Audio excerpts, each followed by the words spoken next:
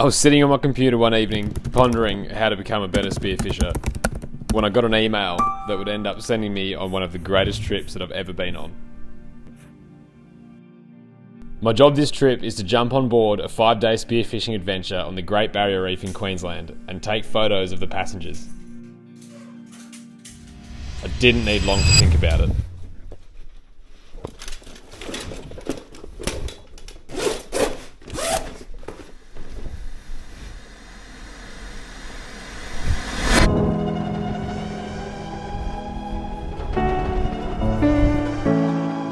The vessel that will be our home for the next 5 days comes with a lot of history. Already Condor has made away well up. The two new leaders, Condor and Passage, has continued with one. It is an ex-racing maxi yacht that has competed in and won the Sydney to Hobart race. This thing is a weapon. We will be eating, sleeping and filleting on Condor. There will be 2 inflatable dinghies that will run us out to spots close to the mothership, and then there is the chase boat that will be able to take us out even further again. Baby blue, can anybody hear those drums? Dance across the floor, paper on our... Our first anchorage was about 55 mile offshore. Due to the glass-off conditions, we didn't get to stretch Condor's legs on the way out, but that meant we were met with some pretty insane dive conditions. Dancing on the Milky Way, only man I ever loved, only man I ever loved. The journey out took a while, and after some obligatory safety briefings, I've never seen 15 blokes more excited to get their faces underwater. The energy on the boat was electric. Only man I ever loved, now I'm a dragon in a dream, on a flight to the moon. Does anybody feel this way? Only you, only you, only you. Oh, I live between those lies. Man, you were right, nothing needs to fight. I've never been so high. I wish we had more time. This is the ballad of the lovesick doctor. Welcome to the stage, dancing on the Milky Way. Only man I ever loved, only man I ever loved. Now this is the ballad of the lovesick doctor, lost in space, dancing on the Milky Way. Only man I ever. This was an interesting drop. Once I hit the bottom, I noticed a probably legal but kind of small coral trout hanging out here. I decided to leave him be and sat on the bottom waiting to see if anything else would come in. I've ever loved, only man, only man, only man, only man, only man, only man. I've ever loved. 2 of his mates decided to rock up out from behind a rock, one of which was a good size. As you can see on the top of this freeze frame, a frisky reef shark decided to show up to the party too. I was worried the trout was going to get demolished by the shark the second I shot it. After ungracefully manoeuvring myself against the current into a better position, I decided to take a shot.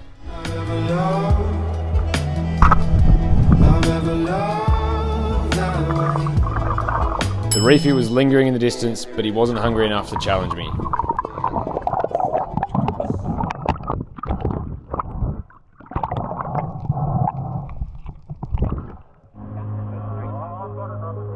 With a solid afternoon of diving under our belt, it was time to head back to the mothership.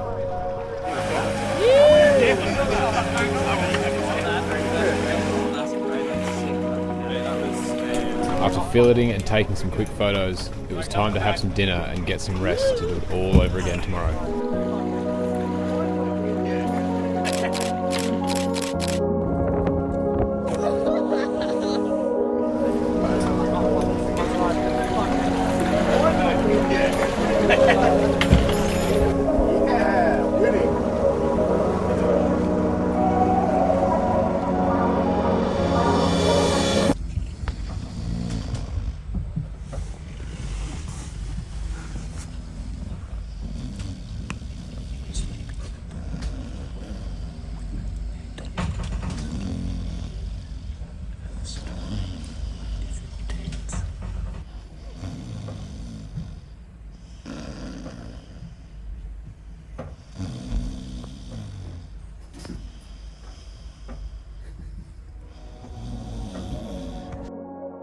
We woke up to more insane conditions. The wind was light and the water was warm.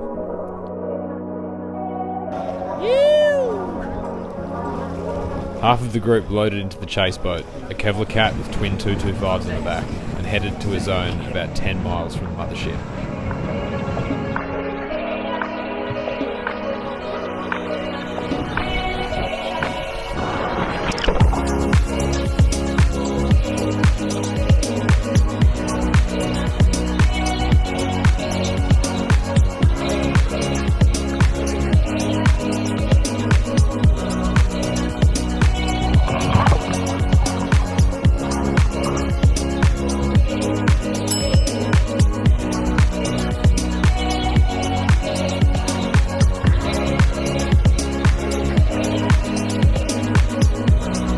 This is a bit of a lesson on how not to shoot a fish. I spotted some moo from the surface and dove down to try and snag one.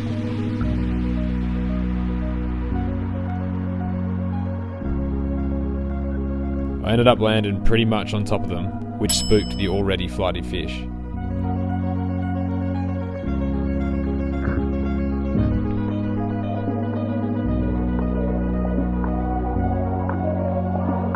I then tried to salvage the drop by tracking my gun through the water and taking a pot shot. And completely fluffed it.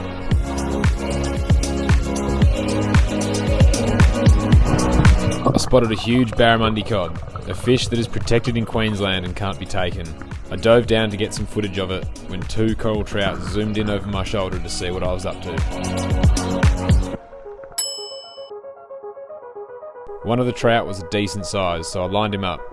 I wasn't keen on turning the trout into a unicorn, so I gave my gun a quick rattle to see if I could get him to turn broadside. He didn't, so I shuffled over a little bit, and unsurprisingly, he wasn't a fan of the outcome. He beelined for the coral. I knew I wouldn't have enough breath to fish him out, so I headed for the surface. My amazing dive buddy was watching and dove down to lend a hand.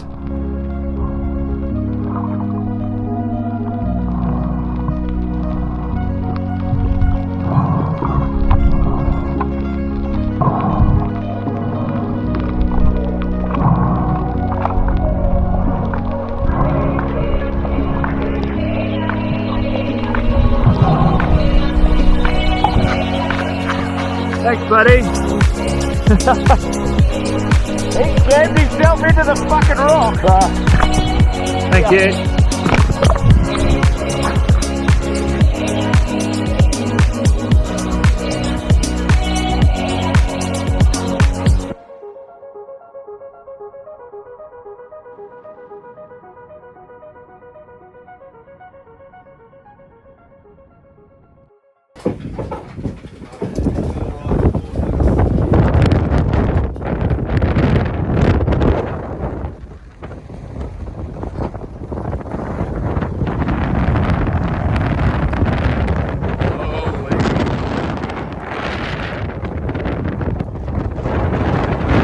The next morning, the wind had well and truly arrived.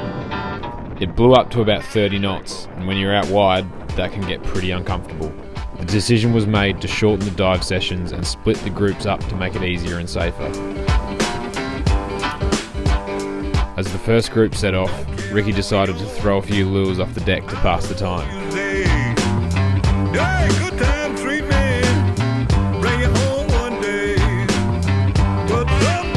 5 minutes in, he was hooked up to a GT of a lifetime.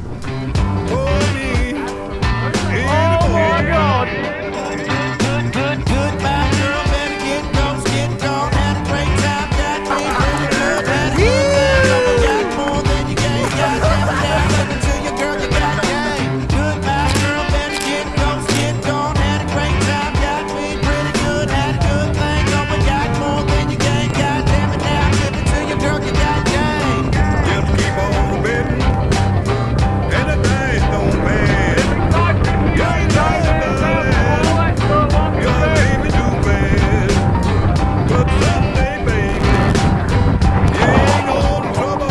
You may have noticed me carrying around this shiny thing.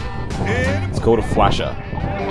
It's a piece of PVC tube with shiny stickers on it that you can throw ahead of you and let it sink slowly. This piques the interest of predatory fish and gets their attention and can help bring them close enough for a shot. This is an example of it working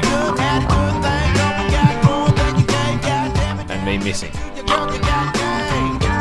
You don't always have to throw it, you can hold it in your hand to grab the attention of fish. In this clip it works, along with throwing up handfuls of sand to attract a spangled emperor, a fish that is notorious for staying just outside of shooting range.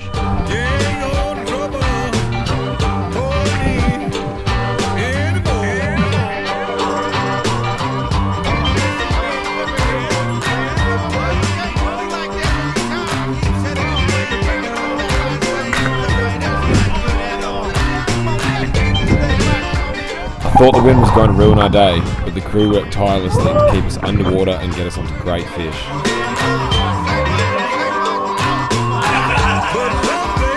The spirits had never been higher.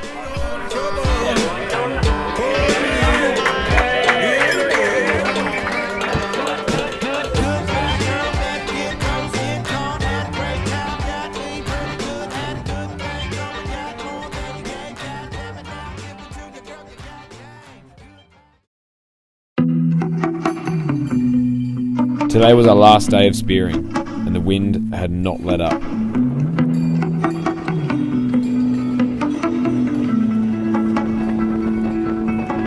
After a quick anchorage change to suit the wind and swell direction, it was time to suit up. 3 full days of diving in a suit that's probably a size too small for me was taking its toll in the chafe department. A healthy serving of Vaseline quickly sorted that.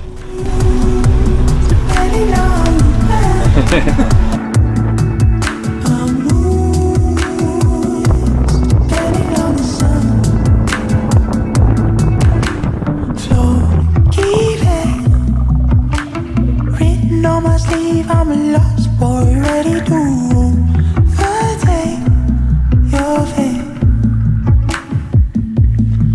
And now I know this place, yeah.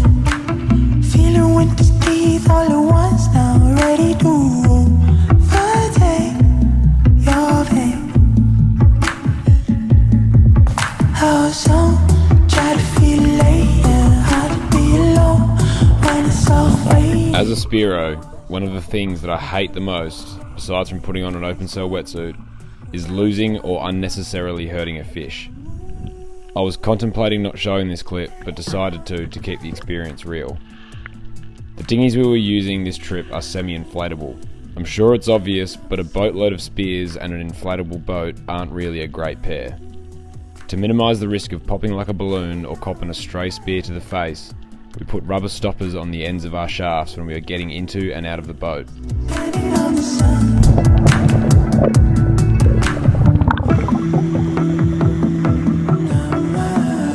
On this particular dive, I completely forgot to remove the stopper.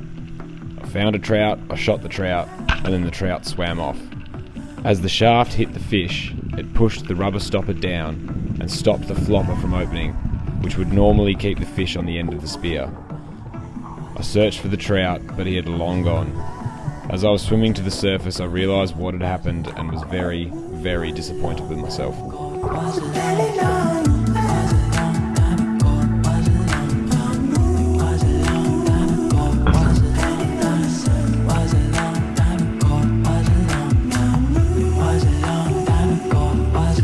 We did a drop in this beautiful section of reef, and I ran into a good-sized coral trout. He was a bit flighty and kept zooming off. The good thing about coral trout is that when they spook, they usually only run a few metres away, so if you stay calm, chances are you'll be able to get close enough. I did my best to move calmly and slowly to get into a shooting position. This guy did the typical coral trout stance of staring straight at me, which makes it really hard to get a decent shot. I tried to shuffle around, but he decided to shuffle with me, and ended up placing one of the worst shots possible. It skewered down the side of the fish, which left him with plenty of fight and put a hole through some of the delicious flesh. Definitely not ideal, but after a bit of dicking around I managed to secure him, and into the freezer he went. G'day, boys. Over the course of the last few days, we have dived some of the most alive and healthy habitats I have ever had the pleasure of witnessing. All of the 15 passengers got onto some insane fish, with new species and PBs added to the list, like this whopper of a mangrove jack that Eddie found hiding in a cave. We were all left with the puzzle of how to get boxes of fresh fish fillets home on a plane.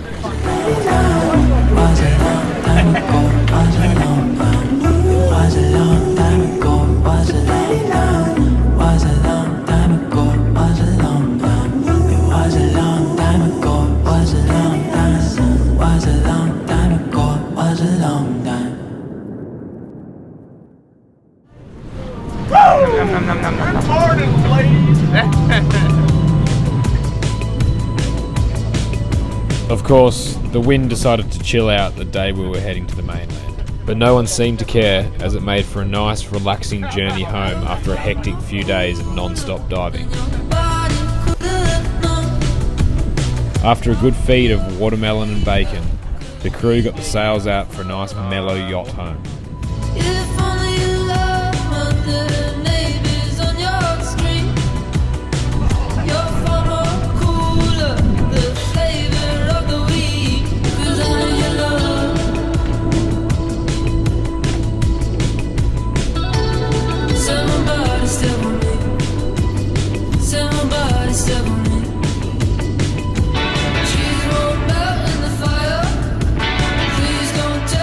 It was these five, plus Tommy and Troy, that drove the chase boat home, that made the trip so successful and special. They went above and beyond to make sure it went as smoothly as it did. It isn't easy to organise 15 spearos that don't really know each other to head out wide to the reef for 5 days, but this team made it look easy. My cup is full, the freezer is full. I can't wait to get home and share the spoils with my family and friends. Thanks, ProSail.